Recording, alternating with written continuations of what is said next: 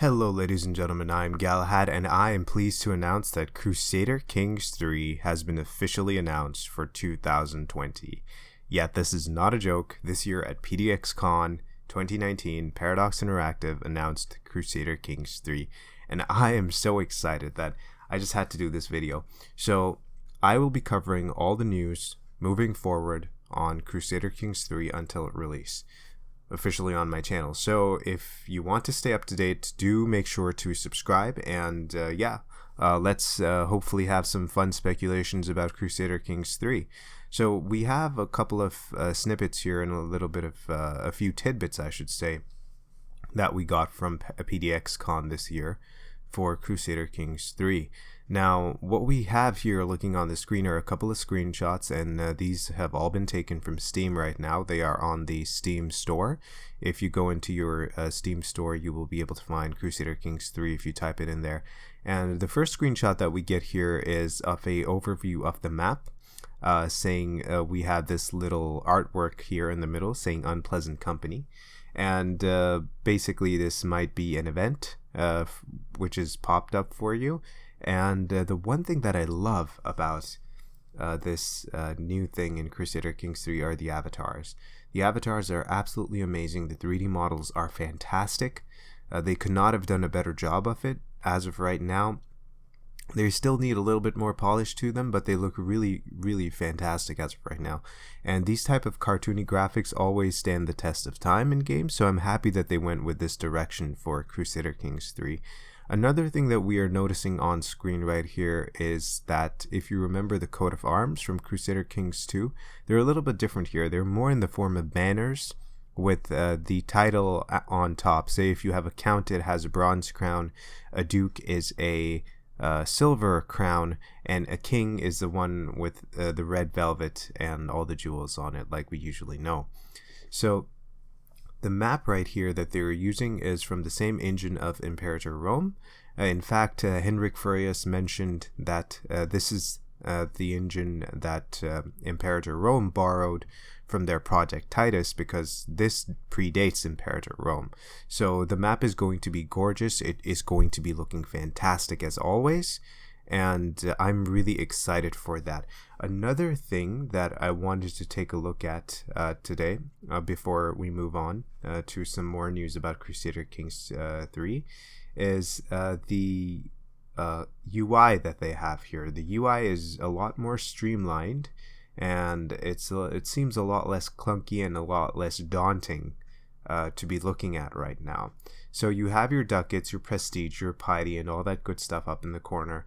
Then on the side panel, if you notice on the right hand side, I'm assuming it's the same stuff we have in game right now, with like the events popping up showing you basically your characters of interest if you have any, and if you joined any factions or whatnot, that pops up in the corner there, giving you reminders and whatnot.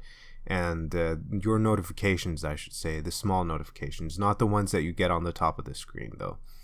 But yeah, other than that, let's move on to our next little screenshot here, which is showing us the overlay of the map of England.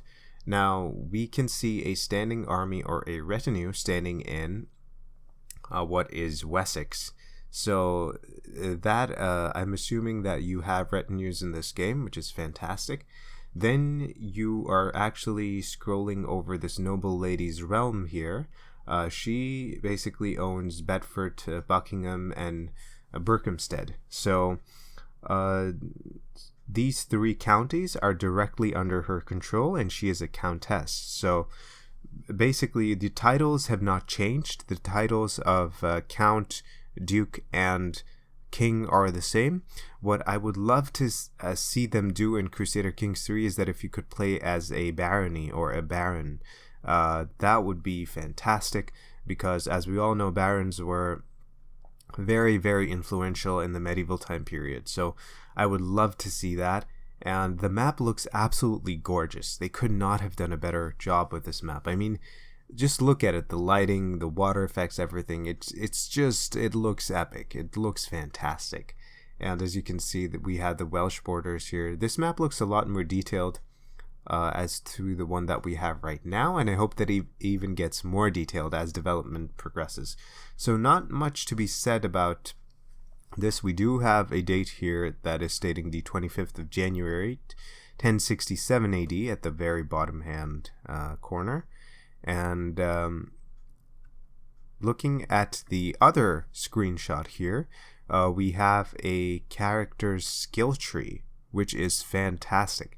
Now, another thing that Hendrik Furius said, actually two things that he mentioned, was that they were not going to dumb down Crusader Kings III, and they were going to make it more streamlined and more accessible to people, more easy to get into, but they're not going to dumb it down at all. But one thing he wanted to say was that the interviewer actually asked him that he stated before, saying that if I knew how people play Crusader Kings, I would have made it a little bit differently. And they're doing that right now in this game by giving us a more character-driven RPG progressive system.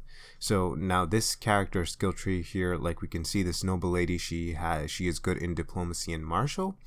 So she is a strategist and a overseer, and she has all these traits here. So what I'm assuming is that you can mold these traits according to how you want your character to be in this world and what traits you believe would be beneficial to them, as per se pertaining to your playstyle. So this is very interesting in the vein that you can basically create the type of character you want. And then again, this brings that RPG element, and this is absolutely fantastic on screen here. So I absolutely had to do this video today, ladies and gentlemen. I am a little bit under the weather. I'm not feeling too well, but I absolutely had to pump out this video today. So if I sound a bit off, I apologize for that. But we have another screenshot here. This is our last screenshot that we have. And like I said, again, the character models look really fantastic. We can see Henrik has become a lord in Wales, in Ross, I believe. And he has his spouse there, his wife, and his little child, his heir, in the corner. And then again, we see all these icons down here that we have currently in game, which is diplomacy, martial, stewardship, intrigue, and learning. And the +10, I believe, is his personal combat score that we got from the Holy Fury DLC. And we can see his religion is Catholic. He's a Catholic. He's Welsh. And he is basically trying to click on another county that is Marthafel, or he is the Lord of Marthafel, I should say, in Powys. I believe I'm butchering that pronunciation, but it's the lordship of Maldwyn, and he's feudal. So all these titles and stuff are going to remain the same. The one thing that I love about it, it is so streamlined. It looks very clean, and it looks very, very concise, I should say. And not too much of information thrown at you all at once. I believe that you can hover over these icons and they will be self-explanatory. And other than that, yeah, these screenshots have really given me hope that Crusader Kings III, when it comes out, will not be like Imperator Rome, and it will be a lot better. And we will have a lot of fun, hopefully, with Crusader Kings III. So this is all the information I have for you right now. They did add one more thing about Crusader Kings III, is that there will be no more Merchant Republics, unfortunately, and there will be no more nomads, unfortunately. So maybe I'm assuming that will be further down the line with more DLC and whatnot, but as for right now in the base game, we won't have that. We will have a bigger map than usual, which will be the map. The map will stretch all the way to Tibet, which we don't have right now in game. Right now we can only play as India, and you can have a little bit of back and forth relations with China, but that's about it. You cannot play as China, but having to play as Tibet will be fantastic. And I'm really looking forward to Crusader Kings III, and hopefully we can all basically have fun along this journey speculating about Crusader Kings III. The more news that comes out, I will cover it right here on my channel at Galahad Dayne. So remember to like, share, and subscribe. And as always, I will see you next time.